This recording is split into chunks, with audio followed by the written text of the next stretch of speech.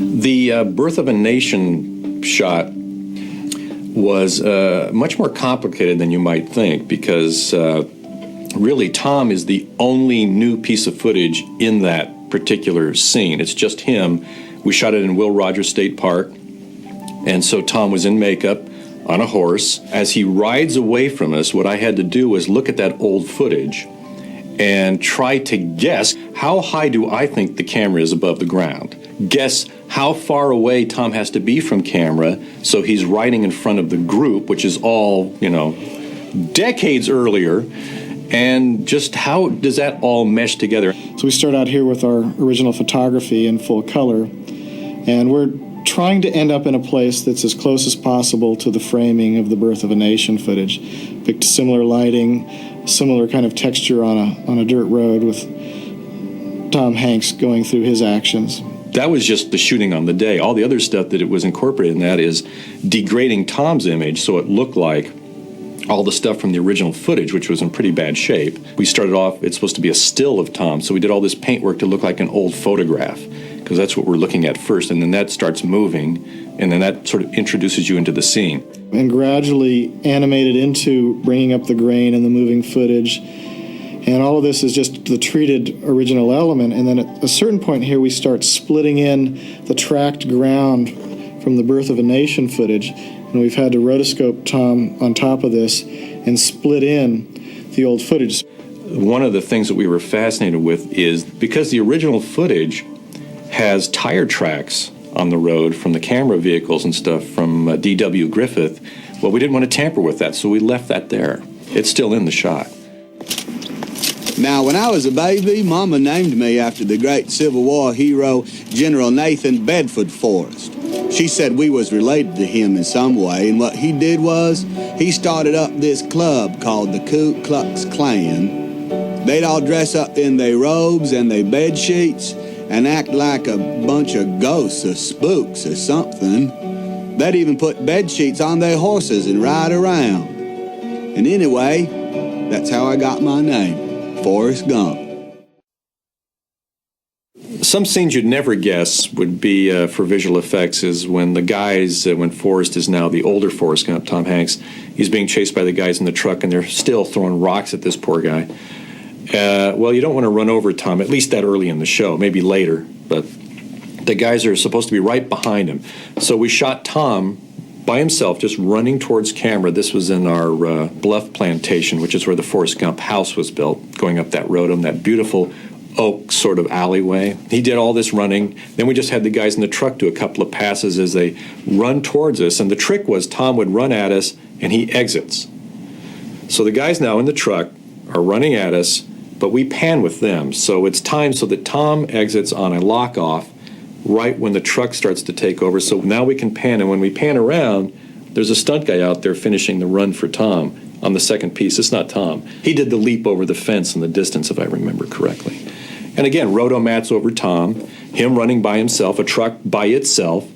We did the same thing in as he enters for the first time the football field, and they wonder who this guy is who's running so fast. And again, he was shot by himself and doing the football scene, and then we shot the truck separately and then blended that together. Run, Forrest! Run! You better be running, stupid! Come on, dummy! Haul ass, dummy! Yeah, you better be running! Run faster! Yeah! Go, go! Yeah! Whoa! Whoa! Whoa! Come on, Forrest! Dang. Run, Forrest! We're gonna get you, Forrest! Come on, Virgil! Yeah! We're gonna get you, Gump! Dang! Get you later, fool! Forrest is filled with sequences that never made it into the movie. And one of my favorites was with Martin Luther King. And it was the first time we met Forrest Gump as an older Forrest Gump. And it started with young Forrest and Jenny by a pool of water. He throws a rock in, and when the rings of water dissipate, we see older Tom and Jenny in a reflection, and we come back up and reveal them. There's a scene with them. I want you to hear something, Forrest. We are pleased to inform you that you have been accepted in the freshman class for the fall term. What's accepted mean, Jenny? I'm going to college, Forrest. Over in Marion, isn't it something? Yeah, that sure is something, Jenny. I never really knew anybody who went to college before, not even Mom. What are you thinking about, Forrest? Forrest, look at me. If you leave, who's going to be my friend anymore? I'll always be your friend. I just can't stay here the rest of my life. You know, I want to go places and meet people and see things. I want to go places and meet people and see things, too. Maybe I could get accepted and go with you. Well, you know what? Maybe you could come visit me sometime. Music!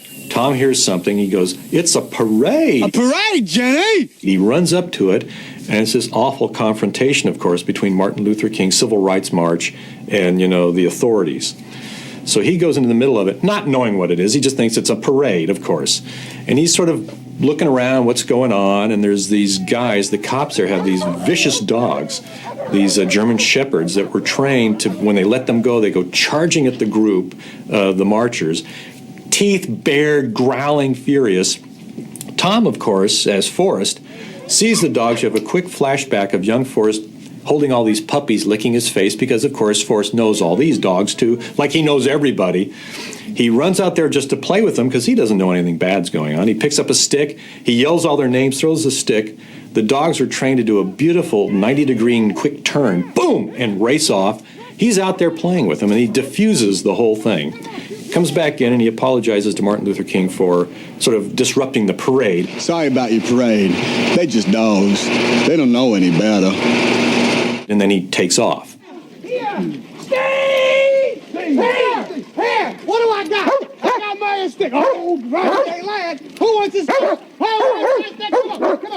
There we go. Get that stick. Sorry they interrupted your parade. They're just dogs. They don't know any better.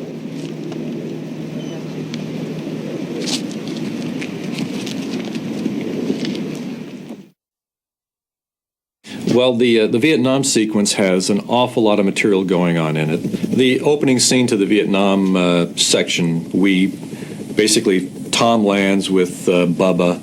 They come off the helicopter, and we follow them up and around, and there's this is like the classic Bob scene, where you're fed a lot of information and get a real sense of where you're at quickly. And he gives you, what Bob's great about is, I don't know how he can do it, he choreographs a scene where he just feeds you these little pieces just right when he wants you to have them. And he's a master at that. Right. All right. So, yeah, all right, you're showing him. Let's do that. Come on out here. Now, bring this act out here. Right, and move this whole thing out here. And the rest of you guys are going to be sitting around motivating these guys. So we come around, and these helicopters go blasting in the background. So essentially we had, I believe, 2 or 3, the most foreground helicopters came through on that to give our camera guy the move that he needed. Then at the same time, while they were shooting that, I had a camera that's behind, I don't know what it is, a bunker or something that's in the shot, and I'm down there with my camera. We had some other cameras, and we're shooting telephoto shots of the helicopters flying and getting different pieces of real helicopters. Then we took all of that stuff later and composited them into the shot and animated them flying through, but they're not 3D CG elements, they're real helicopters.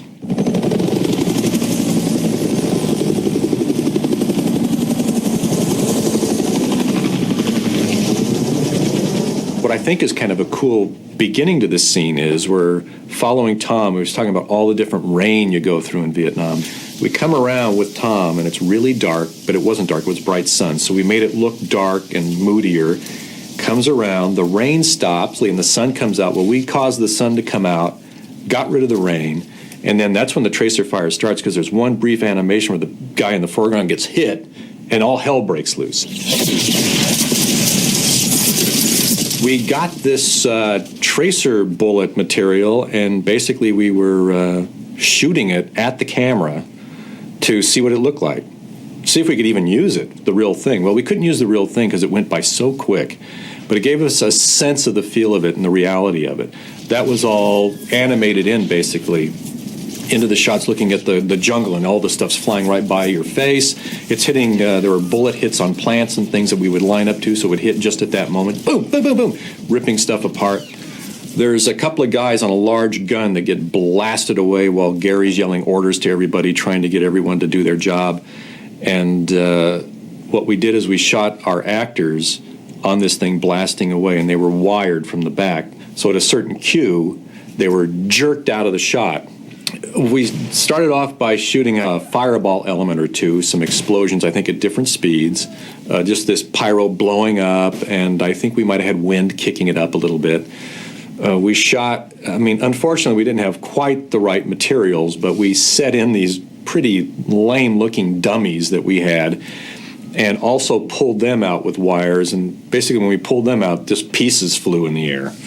Then, using that, we started layering in what happens to these guys. And this is essentially what split screens have come now, which is a very complicated version of what split screens were 30 years ago, which is, as the guys are shooting and they start to get pulled away, well, we start to paint in using the Inferno, basically, a high-speed compositing system, and we started bringing in the fireball effect. Well, as that comes in, you start manipulating the guys as they fly back, how much of the flame is covering them up. So you start painting some of that flame in front of them. You start using some of the dummy material where they start to come apart. So it's just a subtle moment where things are starting to move in ways they shouldn't move on human bodies. And then the flame takes over the whole thing. And it's also the quality of the characters. Even though it's like that, it really has a resonance to the audience because they can feel that quick moment where you can see these screaming faces just getting covered in this flame. It's horrifying. And then you're into this insanity. Well, that builds to the thing where there's this whole scene where they're running away, they're blasting out of there, guys are getting hit everywhere. Tom realizes he's got to go back and get Bubba. Don't you stay here, goddammit! That's an order! I gotta find Bubba! So he runs back. They know that Dan's calling in this napalm hit, essentially. So that scene is Tom racing towards us, carrying Bubba. Essentially, we shot a stunt guy carrying another stunt guy as Bubba, running at us from the distance. Runs a little so far and hits like a dip in the road and kind of bobs down, gets back up. At that point, we do a morph to Tom lifting up Michael T., except he's on this huge wire rig on this crane, essentially, because he can't carry Michael T. So Tom's running at us, and we're painting out all the wires on that, and that's who Tom's carrying. Shoot that element. The effects guys go in, Alan Hall and his group, rig all these giant tubes of pyro material, basically in gasoline, running up towards us. And all the cameras are running, going like crazy. There it goes. We're shooting a bunch of different speeds. And here we go. Boom, boom, boom. It's coming at us. Wham, wham, wham. And the final hit. Wham! It's huge. Big burning shot. It's great. So to set this shot up, we started with a rough composite. We just sort of block in the actors in front of the pyro footage just to work out the timing of the frames. We had the first section with the stuntman. The second half we dissolved to of Tom running, and just to figure out where the original framing was going to be and where our morph transition between the stuntman and Tom Hanks was going to have to happen. Then up to this point, we had just been working out the timing of all the starting point of the elements in the shot. So now we had to actually rotoscope out Tom and Bubba from the scene here, and that includes all these little bushes and leaves that overlap their legs. The jets that come flying in are all CG, 3D CG jets, and dropping the napalm, canisters is also animated in CG. And then that was back time to when they really impacted behind them. So this is what the final composite looks like. We're bringing all the elements. We had 3 F4s. They're dropping canisters that land timed to the pyro explosion. We have our guys running our stuntman, who then transitions to Tom Hanks right there. And these guys are running. They're matted in. We're painting out the old leaves in front of the new ones there. In the end, it all looks like it all happened at the same time. Which looks pretty cool. And it's a great shot.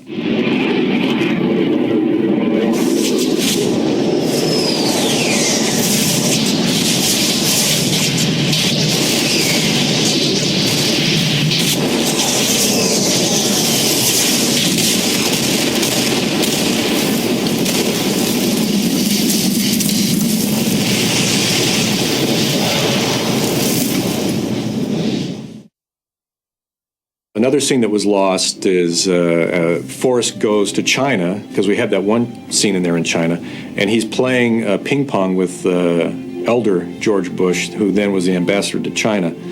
And they're playing away, and Forrest, of course, is hitting it as hard as he can. And the last shot is Forrest hitting the ping pong ball so hard that it hits George Bush in the crotch, which is taken from some archival footage where it really happened. So it was too precious not to use in the movie. There were a lot of difficulties that we had to address when taking this player out.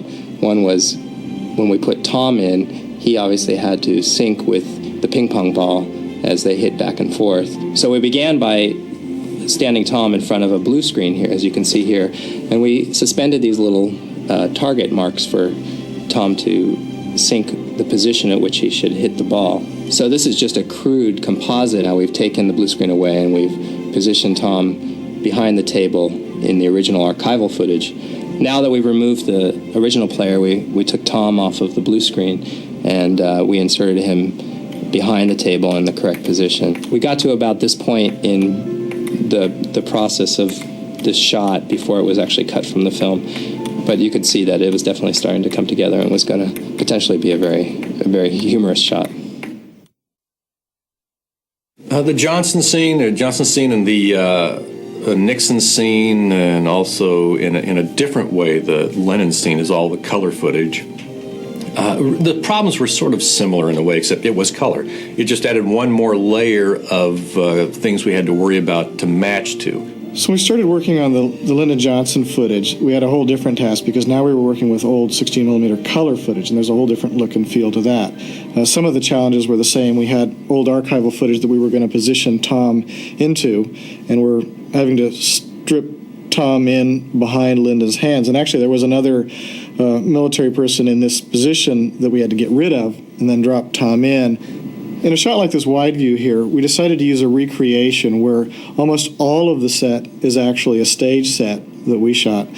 And then we're dropping in Johnson's head on top of a stand-in body look-alike. And what we did is we would start with the Johnson footage, look at the lighting and everything that we needed to match to, and make the rest of this scene come as close to that as possible so that our work was really just in isolating the head, dropping it on the neck, and tracking it in there. This shot, which is one of the embarrassing moments for Lyndon Johnson when Tom Hanks is sort of bending over showing him his wounds, we did the recreation approach to this as before, where we reshot the whole scene with our actors and are tracking Lyndon Johnson's head. Now, one of the problems is you can see that he continues to walk out of the scene, and we had to find appropriate footage of Johnson that was moving in some way that we could track that. And then we actually stabilized Johnson's head so that it wasn't moving, and then matched it to the other footage. And essentially just give the whole sequence a continuity. It looked like we had pulled the whole documentary footage from someplace and you were just watching it for the first time. I understand you were wounded. Where were you hit? In the buttocks, sir. Oh, that must be a sight. I'd kind of like to see that.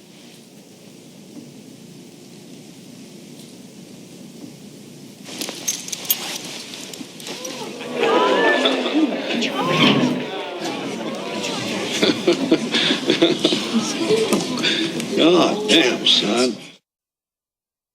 The Washington, D.C. crowd scene, this had to be a very organized shoot because we only had, I think, 2 days to shoot the whole sequence in. The one big camera had to follow Tom up as he comes up the steps. We follow him over, turn around, and reveal this ocean of humanity doing this huge cheer as he's like sitting there staring at it. So the process was to set the camera up the day before and rehearse with Tom or stand-in, just getting the move down, the basic positions down, because the crowd has been designed by me to be in the foreground, and then through a series of shots during the rest of the day when we get the main shot done, I'm going to move the crowd from this point to this quadrant, to this quadrant, to this quadrant, to this quadrant, to this quadrant, and try to fill up that space all along the reflecting pool, which is huge. In the original background, it really just had Tom, the people on the stage, and the people just in the immediate foreground here. Then in the computer, we had to replicate these people along the sides of the reflecting pool.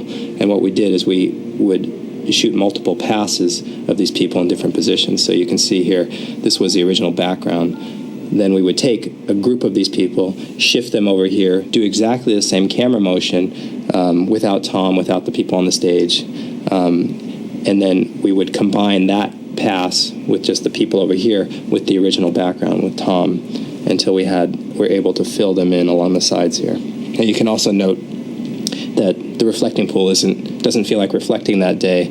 So in the final shot, as you can see here, we put a little reflection just to sweeten up the look of the shot, as well as put in a whole new sky. Come on, man! Come up here, man! Come on. Yeah, you. Come on, get up there. Come on, move. Let's go. Come on, go! You can do it! Just get up there, go on! That's it!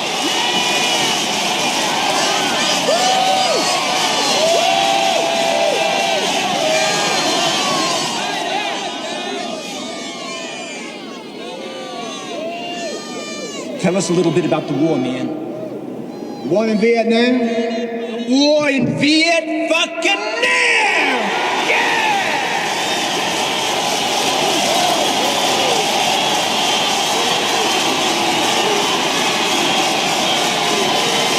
The football stadium was actually shot here in L.A. I think it was the University of East L.A., something like that. A very smallish football field. Went there. Basically what we did is, again, sort of like the crowd scene in Washington, D.C., but a little more elaborate, because we had to, with matte paintings, digitally paint in the rest of the stadium so it looked like it was a different location altogether. This was one of the many crowd replication shots that we had to do through the movie. In this case, we had a stadium that was filled with maybe a couple hundred extras off in the distance, and they were holding up cards saying, "Go Forrest, go Forrest," and then we had to populate the surrounding area with thousands of people. And in fact, the original stadium only had a lower tier to it, and we added an additional upper level just to add to the overall scale scope of the stadium. There's a couple of very complicated but very cool shots in there you'd never know were effect shots. The ones on the ground where we're like with a steady cam following Tom running towards us with the football, and there's a couple of scenes there where the background is completely artificial. When he's running in, he gets the ball and he races into the tunnel and he just leaves the football field, and we're coming in and it goes into slow motion. Everything in the background out that tunnel is all put in. All the crowd, the stadium, everything is a matte painting.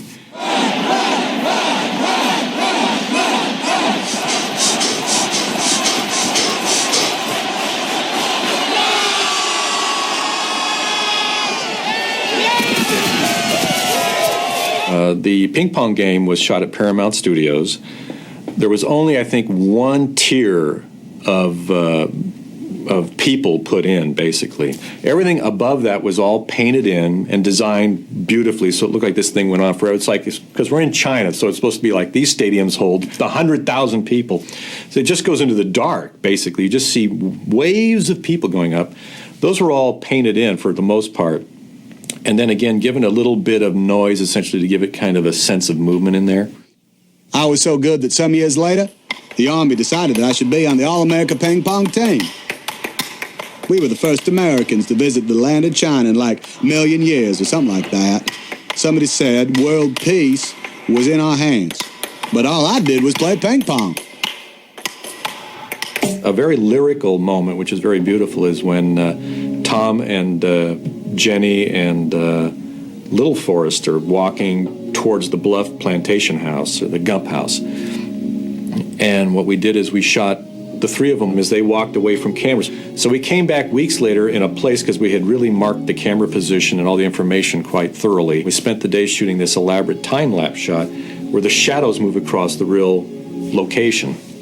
Then there's moments that aren't that complicated, basically looking into the lake as he's running by it. And it's a beautiful moment in the film. We essentially took the sky and just created a perfect reflection of the mountain and everything in this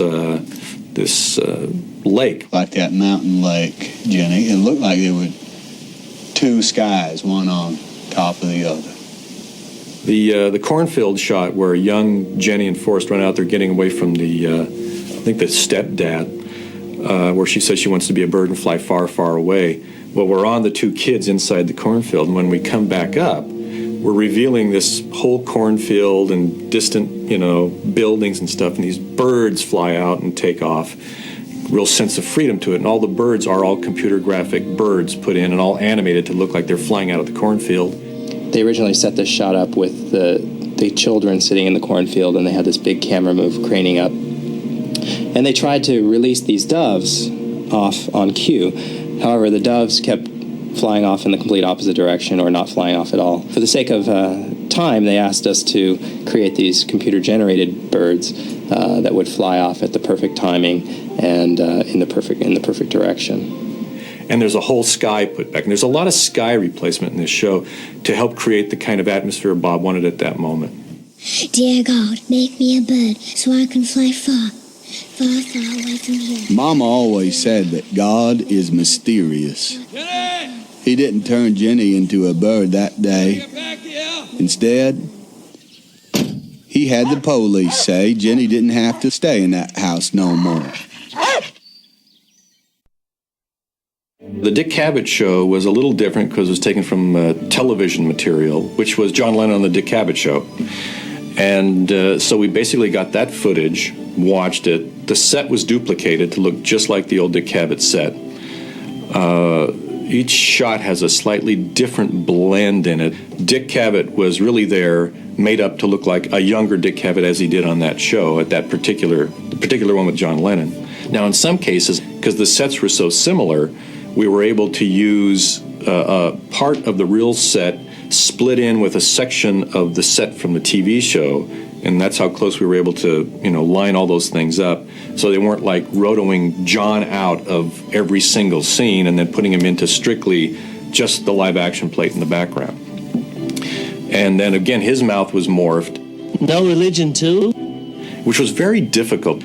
John has a very unusual way of speaking, and his mouth shapes. So he's very odd. When you start to scrutinize it, you realize there's some odd sort of things going on that are hard to duplicate, and it really makes a lot of difference in how his voice sounds if you don't get it right. Here he is, Forrest Gump, right here.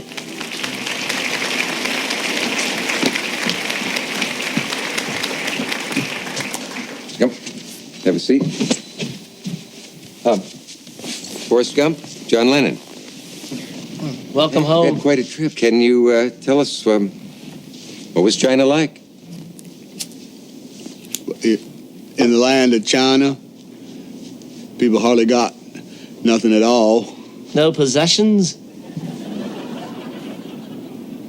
And in China, they never go to church.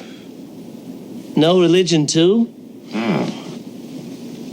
Hard to imagine. Well, it's easy if you try, Dick. Some years later, that nice young man from England was on his way home to see his little boy and was signing some autographs for no particular reason at all. Somebody shot him. The Lieutenant Dan leg scenes where he had to take off Gary Sinise's legs, the one thing that I wanted to do, because it would add so much to the audience believing this had occurred, was to have him passing through the physical space of tables or whatever it is with the stumps of his legs, where if it was a fake and you had your legs sticking straight out like he really did in a lot of these shots, he would hit the table. He wouldn't be able to pass through it. So it changed what your impression is in a very subtle way of what's going on. Now, if we didn't do that, you could have almost believed that he had his legs tucked under or whatever it was. So there's a lot of things going on there. We tried to have Gary do things with his legs. You told the audience you weren't hiding anything. That's a complicated scene in the hospital, which didn't have too much of that going on, but it just had this dead-on long shot where you're scrutinizing that this has happened to him, where the orderly comes in, lifts him out of the bed, and takes him away. Well, what's happening there is the bed has holes in it. His legs are just down in there. The guy comes in, picks him up. His legs are dangling there. We made sure he didn't hit anything with them, and he carries them out. So then the holes in the bed were repaired digitally so they don't exist. The shadows of his real legs were removed because you're seeing them, and Gary's wearing blue stockings, which helped us a little bit on trying to pull some mats. There's also some tricks going on where there's wrinkles put in around the stumps of his legs that are painted in. So we're pushing the sheets around a little bit as his stumps sort of hit it in a way that would only happen if that was a real event taking place. It's time for your bath, Lieutenant.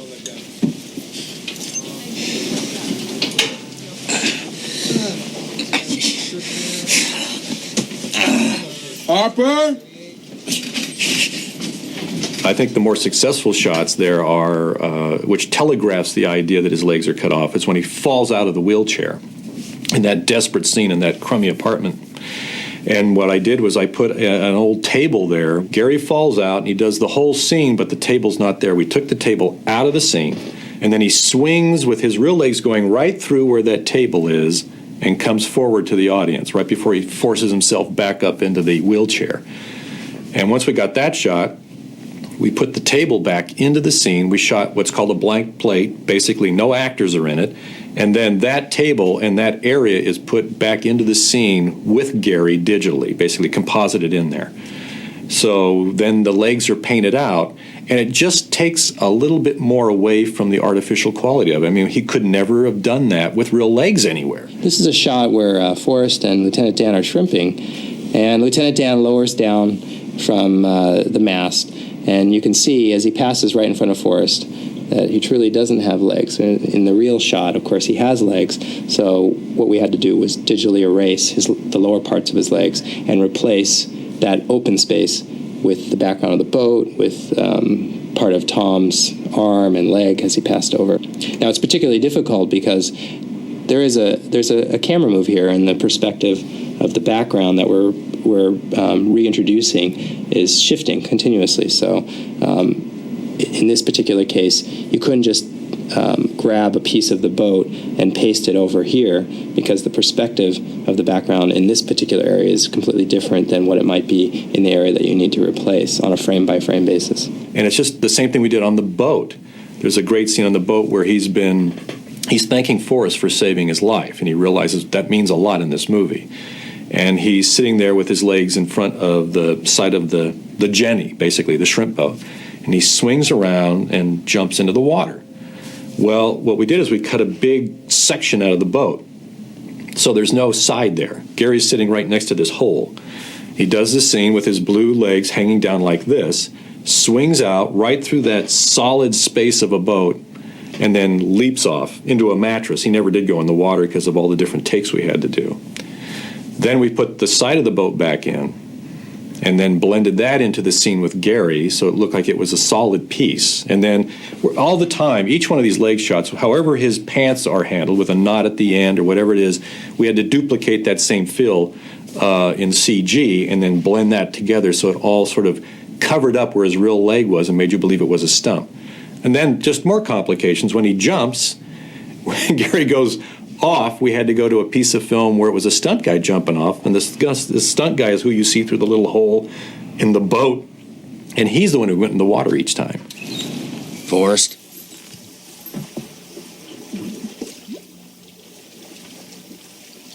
I never thanked you for saving my life.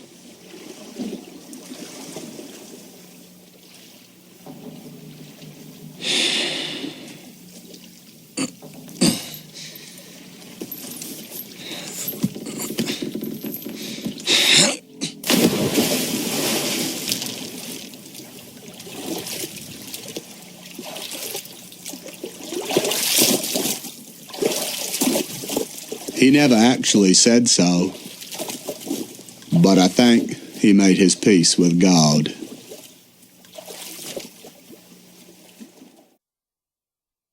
The Nixon sequence was as hard as any of the sequences, which was very hard. Taking him and mouth morphing him essentially to be able to say the line that referred to the Watergate Hotel and putting Tom up into the hotel, and his guys would take care of it.